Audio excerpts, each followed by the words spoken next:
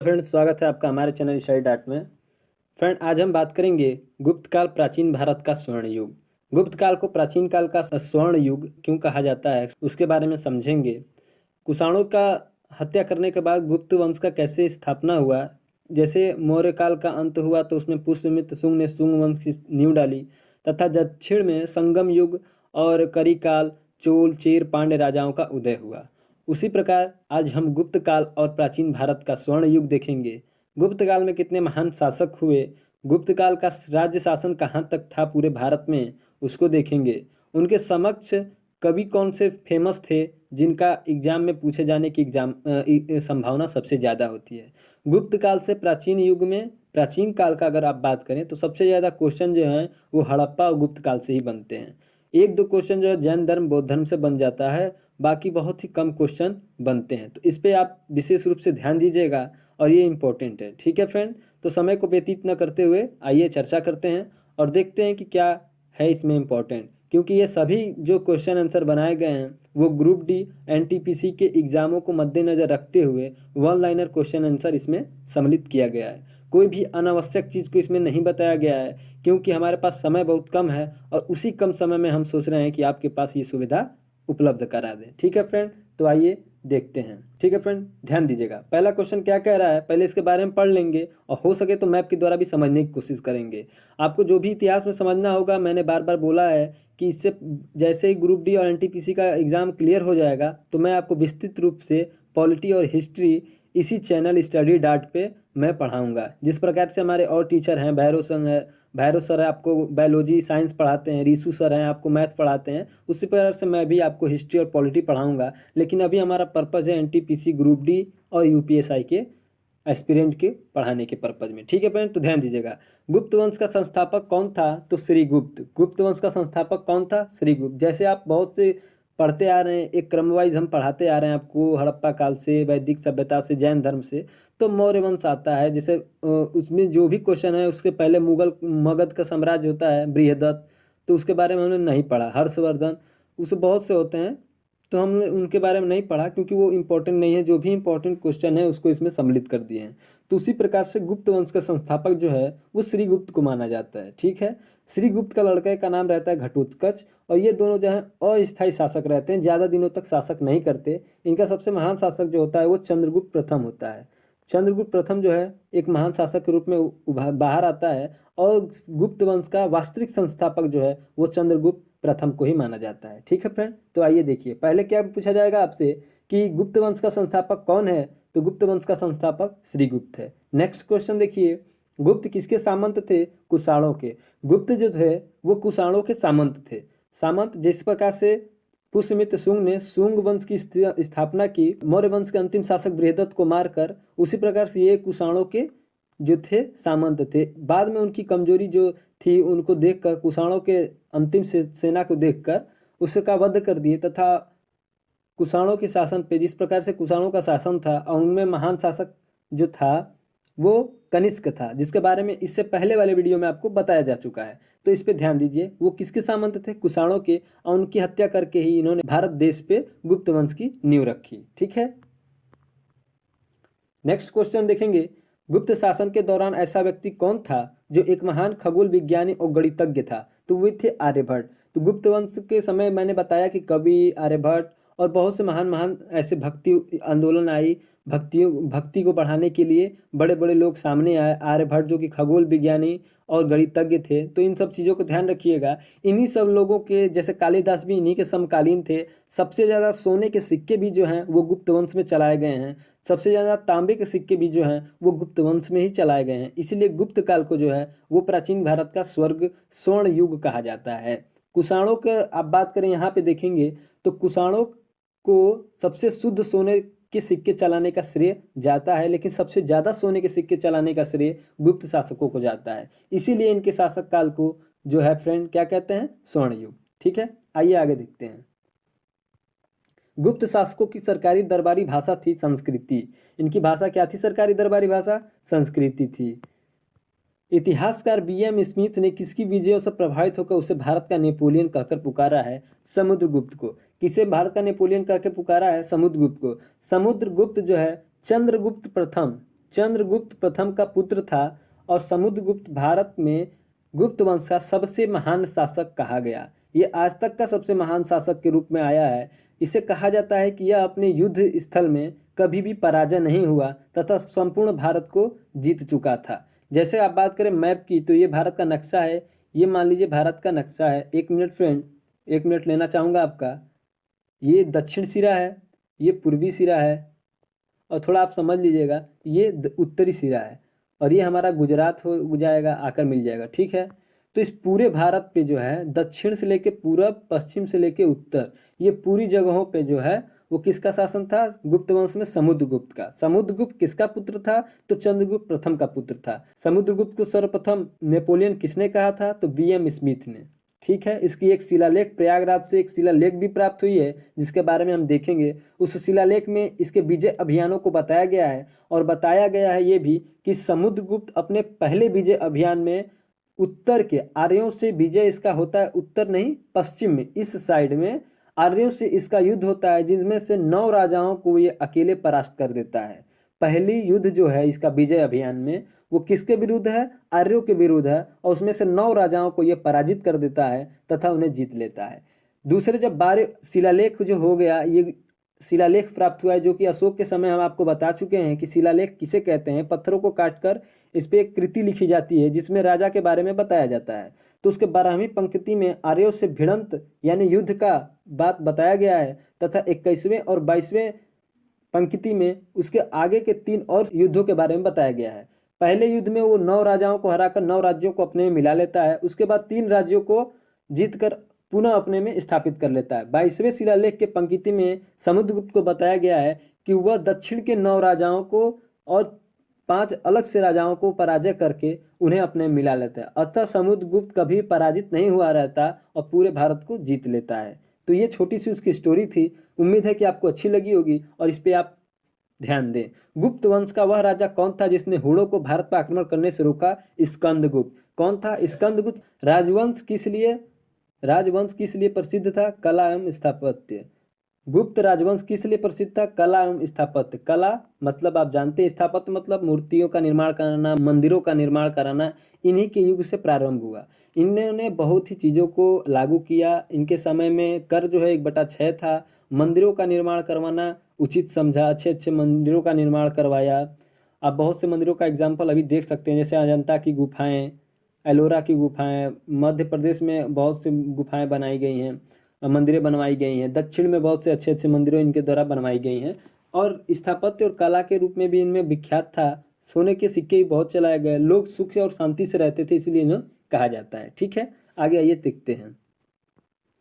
Next question क्या है? अजंता कलाकृतियां किससे संबंधित हैं? गुप्त काल से। गुप्त काल से क्या है? अजंता कलाकृतियां संबंधित है। नेक्स्ट क्या है?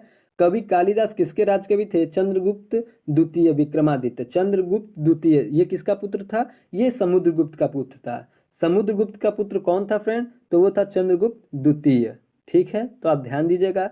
चंद्रगुप्त द्वितीय जो है समुद्रगुप्त के 2 पुत्र थे। एक था रामगुप्त, दूसरा था, ध्यान दीजिएगा इस पे फ्रेंड, पहला गुप्त वंश कौन था? चंद्रगुप्त। दूसरा था घटोत्कच। तीसरा जो था वो चंद्रगुप्त प्रथम था। चंद्रगुप्त प्रथम जो था वो वास्तविक शासक है, और इसका पुत्र जो है वो समुद्रगुप्त है। ठीक है, इसका पुत्र समुद्रगुप्त है। और समुद्रगुप्त के 2 पुत्र थे, एक था रामगुप्त, दूसरा था चंद्रगुप्त द्वितीय, जिसे विक्रमादित्य की उपाधि प्राप्त थी। यह मध्य प्रदेश में उज्जैन में शासक था और पूरे भारत को संभालता था। इसने अपने वैवाहिक स्वभाव के द्वारा बहुत से राज्यों को मिला लिया। रुद्रदामन से अपनी पुत्री का विवाह करा दिया, जहाँ पे बकाटक साम्राज्य था दक्षिण में। यहाँ पे दिखाने की कोशिश करेंगे, ये दक्षिण है। दक्षिण में महाराष्ट्र के साइड में बकाटक साम्राज्य था, जहाँ के रुद्रदामन एक महान शासक थे। उन्हीं से अपनी पुत्री का विवाह चंद्रगुप्त द्वितीय करके इसे अपने में मिला लेता है। वैवाहिक जीवन के द्वारा चंद्रगुप्त द्वितीय जो है वो बहुत से राज्यों को अपने में मिला लेता है। कुंतल देश रानी की लड़की के साथ अपने बेटे का विवाह कर देता है। इसी प्रकार समुद्रगुप्त के पुत्र का 2 पुत्र थे। एक का नाम था रामगुप्त, दूसरे का नाम था चंद्रगुप्त। रामगुप्त को मारकर चंद्रगुप्त जो है गद्दी पर बैठता है, चंद्रगुप्त द्वितीय। ठीक है, ध्यान दीजिएगा। अजंता चित्रकारिता की विषय वस्तु किससे संबंधित है? बौद्ध धर्म से। किससे संबंधित है? बौद्ध धर्म से। ठीक है फ्रेंड। नेक्स्ट क्वेश्चन देखेंगे, उत्तर गुप्त युग में जो विश्वविद्यालय प्रसिद्ध हुआ वह था नालंदा। उत्तर में जो गुप्त युग में विश्वविद्यालय प्रसिद्ध हुआ उसका नाम क्या था? नालंदा। ठीक है फ्रेंड, तो आप ध्यान दीजिएगा, ये इंपॉर्टेंट क्वेश्चन है। एरड़ अभिलेख का संबंध किस शासक से है? भानुगुप्त। एरड़ अभिलेख किस शासक से संबंधित है? वो है भानुगुप्त से। फायान, इंपॉर्टेंट क्वेश्चन है, फायान किसके शासनकाल में भारत आया था? चंद्रगुप्त द्वितीय। चंद्रगुप्त द्वितीय विक्रमादित्य के नाम से भी जाना जाता है, इसको ध्यान दीजिएगा। फायान किसके शासनकाल में भारत आया था? चंद्रगुप्त द्वितीय के शासनकाल में। फायान जो है सर्वप्रथम मध्य प्रदेश में आया, उत्तर से होते हुए, जैसे आप देखेंगे ये भारत है, भारत के मध्य में मध्य प्रदेश है, इस साइड से फायान भारत आया। लगभग 12 साल तक ये भारत में रहा और मध्य प्रदेश में जब आया तो इसने बोला कि मांस मछली और लहसुन प्याज खाने वाले लोग मध्य प्रदेश से बाहरी इलाके में रहते थे, जिन्हें चांडाल के नाम से कहा जाता था, तथा जो गांव और जिले में निवास करते थे उन्हें अच्छे युग से माना जाता था, अच्छे लोगों का उपाधि दी जाती थी। भारतीय संस्कृति का स्वर्ण युग था गुप्त काल। देखिए गुप्त काल जो है भारतीय संस्कृति का स्वर्ण युग है, तो इसको आप ध्यान दीजिएगा। फायान कहाँ का निवासी था? चीन का। फायान का भी मतलब समझ लीजिएगा। फा का अर्थ होता है धर्म और हयान का मतलब होता है उसे फैला करना, यानी कि धर्म के प्रचार प्रसार के लिए फायान आया था, उसका नाम रखा गया था फायान, यानी धर्म के प्रचार प्रसारक। ठीक है। सेतु बंध का रचनाकार प्रवीर सेन द्वितीय किस वंश का शासक था? बकाटक। किस वंश का शासक था ये? बकाटक साम्राज्य का। ठीक है फ्रेंड, तो आइए आगे का देखते हैं। ये थोड़ा मैप से देखिएगा फ्रेंड किस प्रकार से, ये भारत का पूर्वी क्षेत्र है, ये उत्तरी पश्चिम है और ये उत्तरी शासन है। कुषाणों का इधर ही शासन था, बाद में चंद्रगुप्त प्रथम और श्रीगुप्त का हो गया था, आप देख चुके हैं। तो आइए इसके बारे में थोड़ा देख लेते हैं। बकाटक साम्राज्य कहाँ है? इस क्षेत्र को बकाटक साम्राज्य कहते थे। इस साइड में दक्षिण का शासन था। देखिए यहाँ पे बकाटक लिखा भी है, ये जो दिख रहा है आपको ये बकाटक साम्राज्य है। यहीं पे रुद्रदामन का अभिलेख प्राप्त हुआ है, कहाँ से? जूनागढ़ से। और यहाँ के रुद्रदामन जो है वो शासक थे। मध्य प्रदेश यहाँ पे था उस समय, अजंता मध्य प्रदेश, ये पूरा मध्य प्रदेश था। उज्जैन में चंद्रगुप्त द्वितीय जिसे विक्रमादित्य की उपाधि प्राप्त थी, वह यहीं पे शासक था। फायान ये इधर ही से आया था भारत में, और यहाँ पे ये शासक थे चंद्रगुप्त द्वितीय, जिसे विक्रमादित्य, उन्हीं के शासनकाल में यहाँ पे आए थे और अपने बारे में उन्होंने प्रचार प्रसार किया, अपने संस्कृति को बताया, भारत की संस्कृति को ग्रहण किया, विश्वविद्यालय नालंदा का अनुसरण किया, उसका परीक्षण किया, बहुत सी चीज़ें की। ठीक है फ्रेंड, नेक्स्ट क्वेश्चन देखेंगे। किस गुप्तकालीन शासक को कविराज कहा गया है? समुद्रगुप्त। किसे कविराज कहा गया है? समुद्रगुप्त। समुद्रगुप्त के बारे में आपको बता दिए हैं हम कि किस प्रकार से इसने किसी भी युद्ध को नहीं हारा।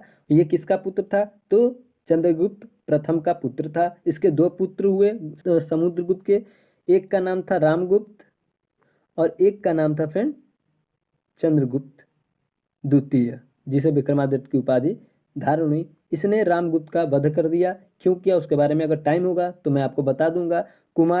चंद्रगुप्त द्वितीय का पुत्र हुआ कुमारगुप्त, और कुमारगुप्त का पुत्र था स्कंदगुप्त, जिसने हुड़ों को रोकने में सफलता प्राप्त की। ठीक है, यहाँ देखिए स्कंदगुप्त को किस स्तंभ लेख में सक्रोपम कहा गया है? कहोम स्तंभ लेख में स्कंदगुप्त को जो है क्या कहा गया है? सक्रोपम। नेक्स्ट देखिएगा, नगरों का क्रमिक पतन किस काल की एक महत्वपूर्ण विशेषता थी? गुप्त काल की। नगरों का क्रमिक पतन किस काल की एक महत्वपूर्ण विशेषता थी? तो गुप्त काल की। इसे ध्यान दीजिएगा फ्रेंड। नेक्स्ट क्या है? किस वंश के शासकों ने मंदिरों एवं ब्राह्मणों को सबसे अधिक ग्राम अनुदान में दिया था? गुप्त वंश के शासकों ने सबसे ज्यादा ब्राह्मणों को जो है वो दान दिया था और मंदिरों का निर्माण करवाया था। किसने? गुप्त काल ने, गुप्त शासकों ने। नेक्स्ट देखेंगे, दिल्ली के मेहरौली के कुव्वत उल इस्लाम मस्जिद के प्रांगण में स्थित प्रसिद्ध लौह स्तंभ किसकी स्मृति में है? चंद्रगुप्त की स्थिति में है। किसकी स्मृति में है? चंद्रगुप्त द्वितीय, जिसे विक्रमादित्य की उपाधि प्राप्त है, उसके लिए कुव्वत उल इस्लाम मस्जिद के प्रमाण प्रांगण में स्थित उल्लेखित है। नेक्स्ट देखिए, कालिदास द्वारा रचित मालविकांग मित्र नाटक का नायक था अग्निमित्र। मालविकांग मित्र का नाटक का नायक कौन था? तो वो अग्निमित्र था। इसमें देखिए दो क्वेश्चन बन रहा है। मालविकांग मित्र किसकी रचना है? तो वो कालिदास की है, और कालिदास द्वारा रची गई रचना जो है वो मालविकांग मित्र है। उसके नायक कौन है? अग्निमित्र। नेक्स्ट क्वेश्चन देखिए, समुद्रगुप्त की सैनिक उपलब्धियों का वर्णन उसके किस अभिलेख से मिलता है? प्रयागराज के अभिलेख से। प्रयागराज के अभिलेख से ही इसके सैनिक उपबंधों का वर्णन प्राप्त है, उसके किए गए युद्ध अभ्यासों और जिस प्रकार के युद्ध उसने किए हैं उसके बारे में प्रयागराज अभिलेख में प्राप्त हैं। नेक्स्ट क्वेश्चन देखेंगे, ये सभी क्वेश्चन जो हैं किसी न किसी साल ग्रुप डी, एनटीपीसी और वनडे एग्जाम के क्वेश्चनों में यूपीएसआई में, यूपी पुलिस में पूछे गए क्वेश्चन है फ्रेंड। तो प्लीज़ इसको ध्यान देकर आप याद कर लीजिएगा या समझिएगा। किस काल में स्त्रियों की पुरुषों के बराबर थी? गुप्त काल में स्त्रियों की दशा बहुत अच्छी हो गई थी, स्त्रियों की स्थिति जो है पुरुषों के बराबर थी। ठीक है फ्रेंड। नेक्स्ट क्वेश्चन देखेंगे, कौन सा राजवंश हुड़ों के आक्रमण से अत्यंत विचलित हुआ? गुप्त वंश। कौन सा राजवंश हुड़ों के आक्रमण से अत्यंत विचलित हुआ? हुड़ वंश। हुड़ जो थे वो चाइना के मंगोल से आते थे, मंगोल से आते हुए चाइना को भी जीतते थे और भारत के पूर्वी साइड से होते हुए वो भारत आए। भारत के स्कंदगुप्त का भीतरी अभिलेख है जो कि उत्तर प्रदेश के गाजीपुर के औड़िहार नगर में पड़ता है। वहाँ पे स्कंदगुप्त के भीतरी अभिलेख में इसके बारे में बताया गया है। स्कंदगुप्त के दो अभिलेख थे, एक था जूनागढ़ का अभिलेख, में भी अभी में पॉसिबल नहीं है, लेकिन एक भीतरी अभिलेख था और एक आगे देखेंगे कौन सा अभिलेख है। ठीक है। अजंता गुफाओं की सरीखी जैसी गुफाएं मध्य प्रदेश में कहाँ हैं? बागधार में। कहाँ है? बागधार में। नेक्स्ट क्वेश्चन देखिए, गुप्त वंश ने किस अवधि में शासन किया? 319 से 500 ईस्वी के बीच। 319 से 500 ईस्वी के बीच गुप्तों ने शासन किया। बाल विवाह की प्रथा आरंभ हुई गुप्त काल में, यही सबसे गलत चीज़ हुई थी गुप्त वंश में। बाकी सब चीज़ें अच्छी थीं, बस यही एक चीज़ें जो हैं वो काफ़ी गलत थी, जो बाल विवाह का आरंभ हुआ। बाल विवाह का आरंभ कब से हुआ? तो गुप्त कालों से हुआ। ठीक है, तो इसको ध्यान दीजिएगा। यूरोपीय भाषा में अनुदित अनुवादित प्रथम भारतीय ग्रंथ कौन सा है? तो कुमार संभवम। ये कुमार संभवम किसका है? तो ये भी कालिदास की रचना है, तो आप इसको याद रखिएगा। यूरोपीय भाषा में रचित गई पहली भारतीय ग्रंथ कौन है? तो वह है कुमार संभवम। नेक्स्ट देखिएगा, सती प्रथा का पहला उल्लेख कहाँ से मिलता है? एरण अभिलेख से मेहरकुल का संबंध है। एक मिनट फ्रेंड, यहाँ पे दो क्वेश्चन है, इसको ध्यान दीजिएगा।